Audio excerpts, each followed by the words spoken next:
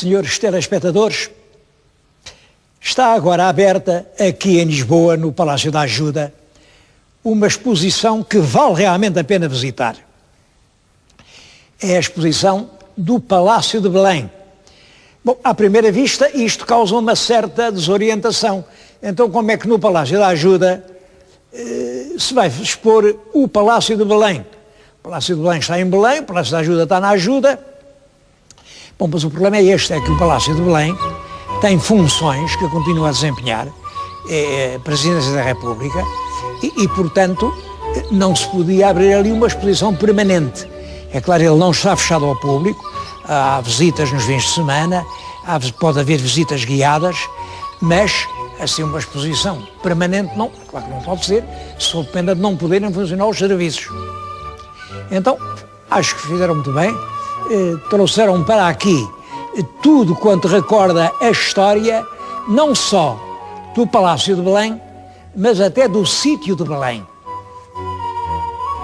Eu estou agora a falar-lhes aqui junto de uma peça, uma secretária muito bonita, mandada fazer pelo rei Dom Miguel. Ele mandou fazer isto a um grande artista francês que então estava em Portugal.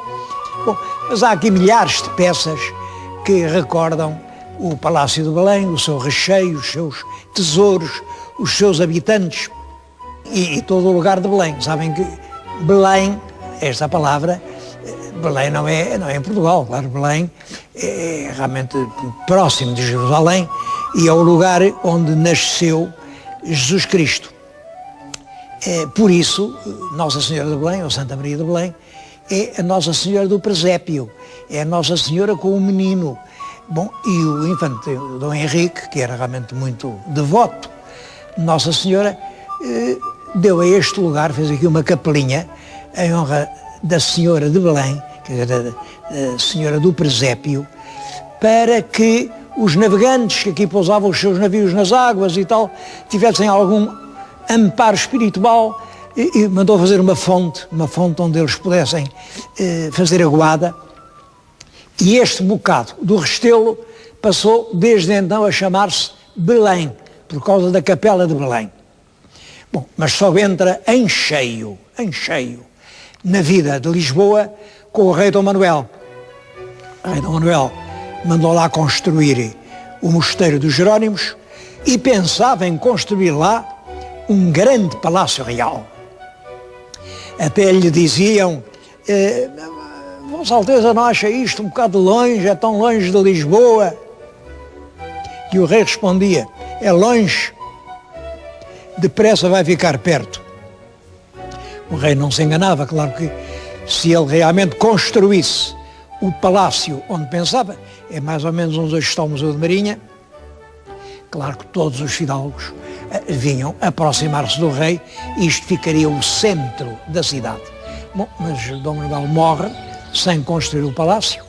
O filho, Dom João III, não herdou o seu encanto por Belém, não vinha para aqui. Em todo caso, muitos fidalgos começaram aqui a comprar terras e a fazer quintas.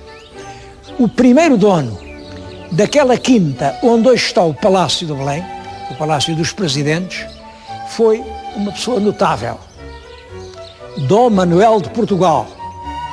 É uma pessoa hoje muito esquecida, ninguém é que, apesar de ele ter obra publicada, tem livros, tem trabalhos, mas hoje nem quem é que sabe quem era o Dom Manuel de Portugal. Eu devo dizer que a Dom Manuel de Portugal se deve não só ter dado origem ao Palácio de Belém, mas também terem sido publicados os Lusíadas. Dom Manuel de Portugal era filho do primeiro conde de Vimioso, era um homem de grande influência na corte, e foi ele quem conseguiu dinheiro para publicar os Lusíadas, porque Camões não tinha nem de longe essas possibilidades.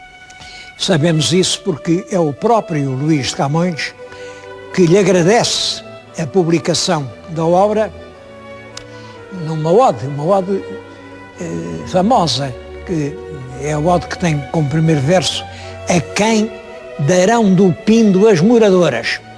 Bom, aí diz claramente que o canto de Camões vai ressuscitar a glória de Portugal e, portanto, ele, Camões, tornará imortal o mecenas que tornou possível essa ressurreição das honras sepultadas.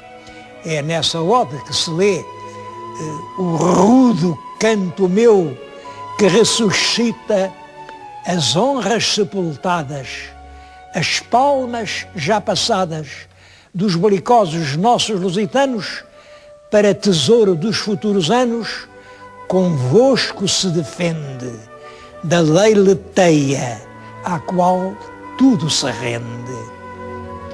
E mais adiante, e enquanto produzir o Tejo e o Douro, peitos de Marte e Febo, Crespo e Louro, tereis glória imortal, Senhor Dom Manuel de Portugal. É claro que o Febo, Crespo e Louro, é ele Camões que sabe, era realmente Crespo e Louro, e ele promete glória imortal ao mecenas que tornou possível a publicação dos Lusíadas. É esta ode que se conhece, que eu conheço, que lhe foi dedicada. Depois, enfim, não há mais ecos de Dom Manuel de Portugal em Camões. Mas é uma figura importante na história, na cultura, como mecenas dos grandes artistas. E depois, quando vá à crise, vem o Filipe, ele é dos raros grandes fidalgos, que energicamente defende um rei português para Portugal, e quando o Filipe, depois de se apoderar de tudo, faz uma grande amnistia e diz, pronto, fica tudo perdoado, faz lá 5 ou 6 exceções dos perigosíssimos, e um que não é amnistiado, lá está, Dom Manuel de Portugal. Esse nunca foi amnistiado, porque nunca se resignou a aceitar o jugo de um reinado que não era português. Aqui está como o lugar que hoje é a sede da chefia do Estado, da Presidência da República, tem uma origem muito ilustre. É obra do bom gosto do mecenas das artes e de um homem que foi português, profundamente português até ao fim. Mas vamos dar uma volta aqui pela exposição.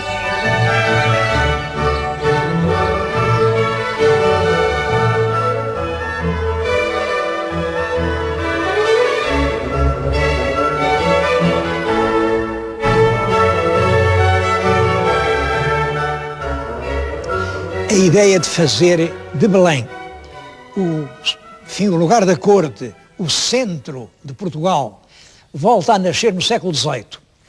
Agora é com Dom João V. Antes de Dom João V, como sabem, o país conheceu grandes dificuldades, houve penúria. Agora, Dom João V tem o ouro do Brasil, tem imensos meios e, portanto, começa a comprar aquelas quintas e a gente conhece os preços. Ele comprava-as a peso de ouro.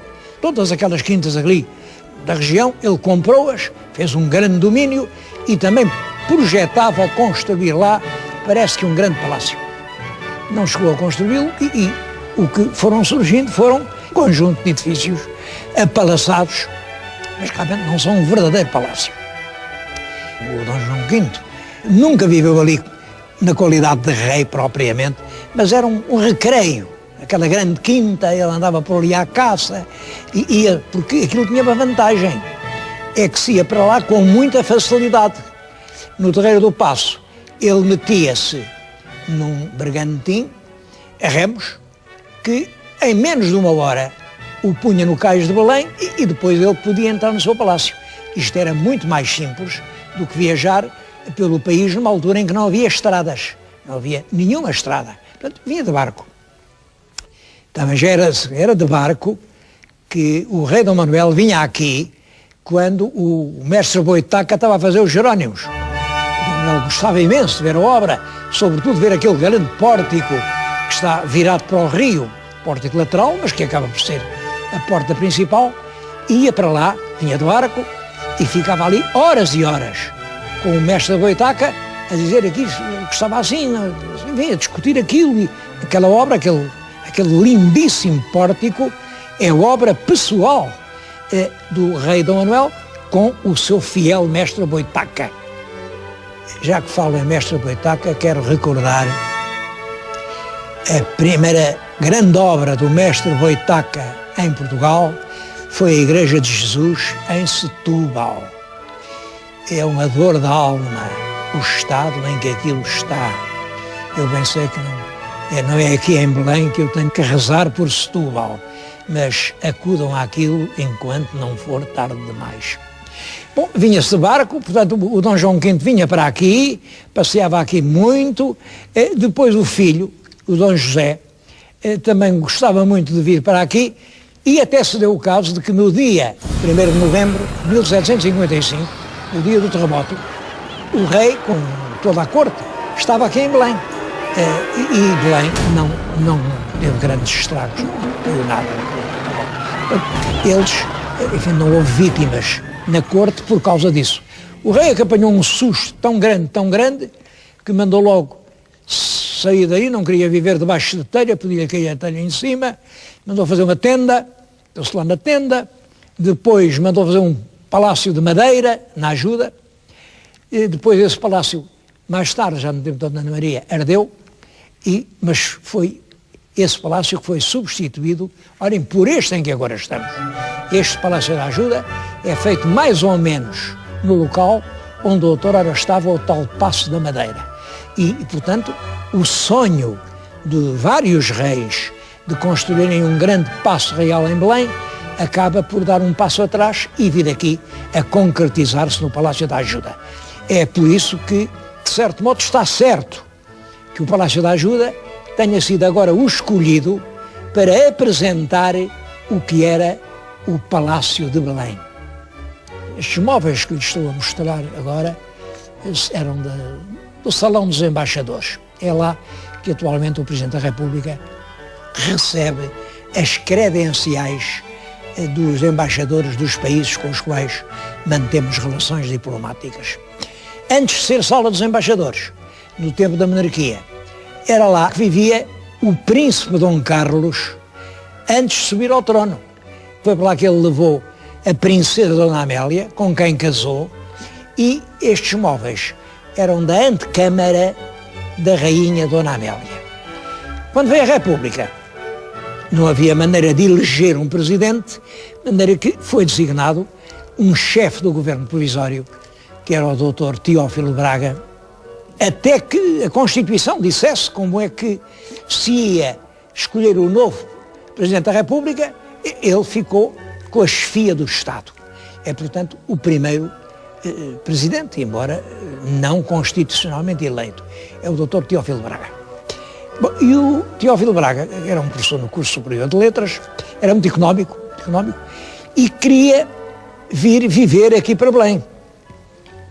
Mas aí, essa República de 1910 é uma República muito igualitária. Qual história? Um cidadão a viver num palácio? Não, senhor. E então na Constituição lá vem. Os palácios do Estado não podem ser habitados por nenhum cidadão em qualquer situação. Nada. Bom, mas ele tinha que ter um sítio para trabalhar. Que diabo? Um gabinete, ou um presidente a serviços. E o mais que lhe permitiram foi que ele tivesse aqui uma secretaria, mas pagava renda. Essa renda foi fixada no ano seguinte, em 1911, e pagava 100 mil réis por mês. O primeiro presidente eleito é o Dr. Manuel da Riaga. E esse veio viver para Belém, mas pagava 100 mil réis por mês. Depois houve lá, meteu-se logo a política nisso. Tão pouco, 100 mil réis, uma casa tão grande. Então veio uma emenda e aumentou-se para 105 mil réis por mês, que ele pagava do seu bolso, aqui em Belém. Logo, essa eleição do Manuel da Riaga como Presidente da República revela a crise profunda em que iria mergulhar essa Primeira República. Porquê? A contraposição entre dois grupos, o Partido Republicano Português, a que chamavam o Partido Democrático, é o tal Partido Radical, e os outros muitos partidos que se foram criando. Eram todos muito mais pequenos que o Partido Republicano, mas eram todos republicanos, claro. Mas é o evolucionista, é o unionista, é o nacionalista, há vários partidos, e são esses vários partidos que fazem, enfim, umas associações para votar, criam umas maiorias muito frágeis, e é por isso que esse jogo de partidos e o facto do governo depender inteiramente da votação parlamentar que provoca uma instabilidade governativa muito grande, muito grande. A partir de certa altura, depois da guerra, depois da entrada de Portugal na guerra, a média da duração de um governo eram 3 meses. Como podem calcular, em 3 meses ninguém governa coisa nenhuma. Ninguém governa coisa nenhuma.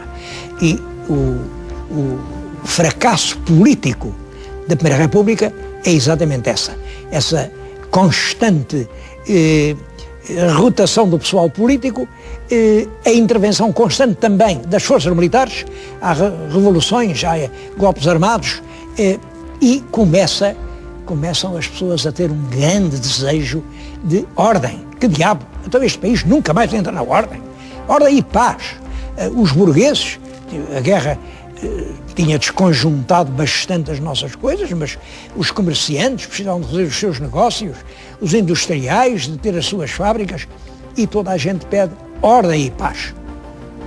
Bom, e é isso que leva, em 1926, a outra República, a Segunda República, que é caracterizada por uma ditadura militar, que dura os anos 26, 27, 28, 29, 30, 31 e 32, até que é votada nova Constituição, a Constituição de 33, e é nessa altura que se entra numa outra República, em que há 3 presidentes também, que na primeira houve, creio que 8 presidentes, na segunda vai haver 3, que estão aqui muito tempo. Primeiro é o general Carmona, que foi presidente até à morte, depois é o general Craveiro Lopes, que foi presidente 7 anos, o período era de 7 anos, e ele foi eleito presidente em 1951.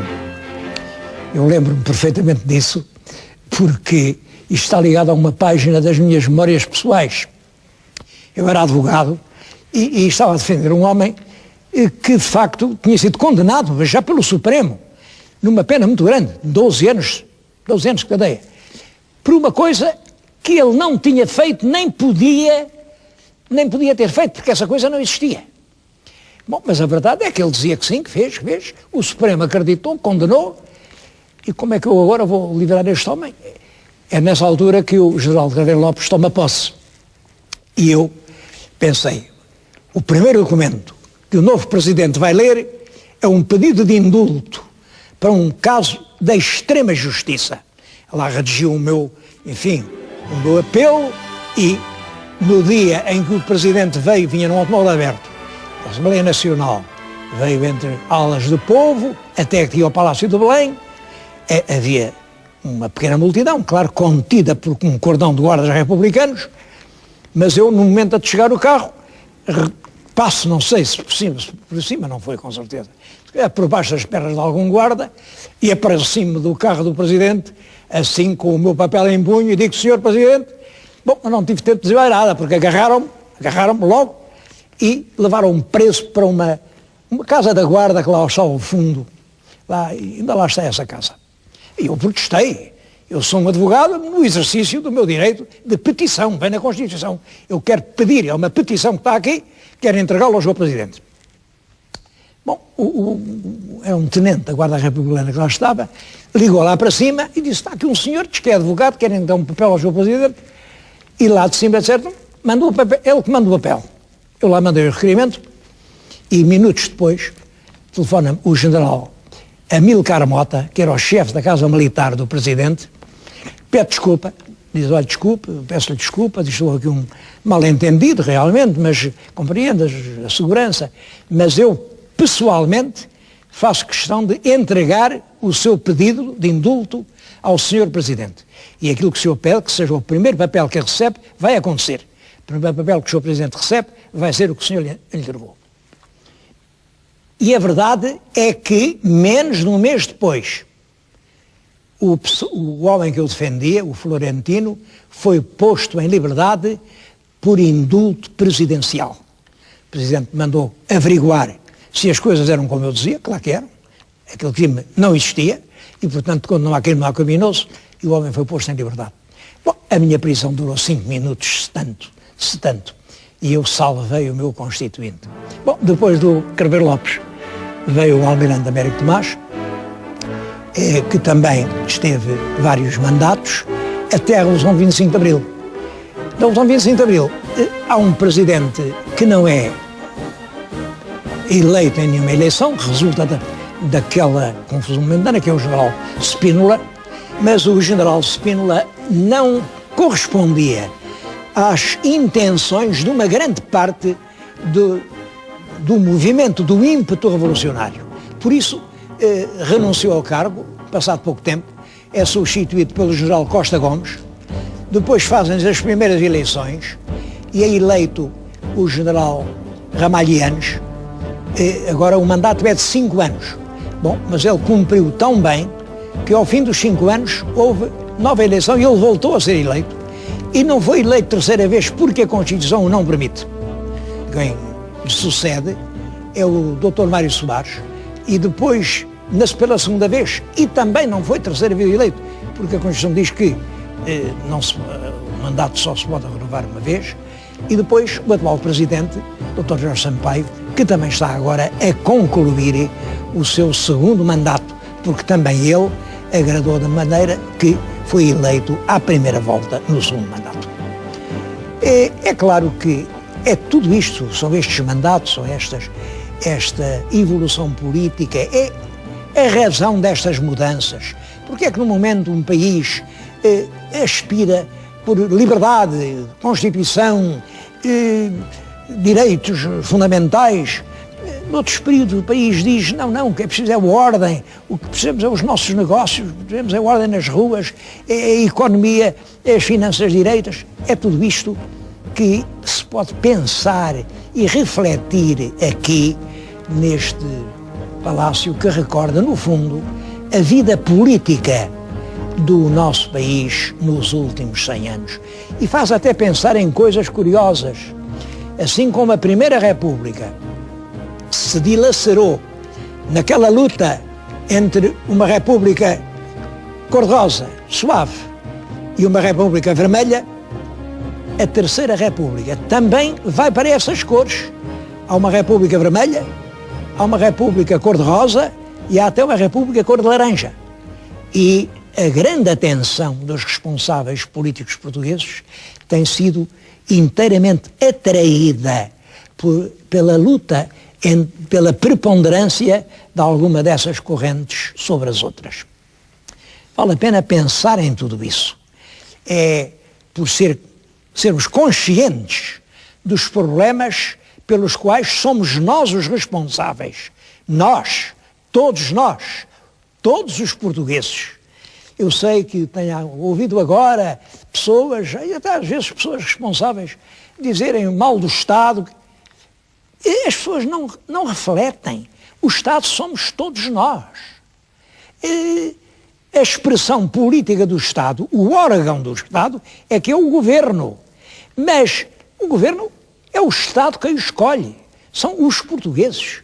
E, portanto, temos a cidadania, é a plena consciência desta realidade. Em resumo, queria dizer, queridos senhores telespectadores, é bom vir a esta exposição, percorrer vagarosamente, sala por sala, olhar fotografia por fotografia, para refletir na lição política que se pode colher destes já quase 100 anos de história da República em Portugal.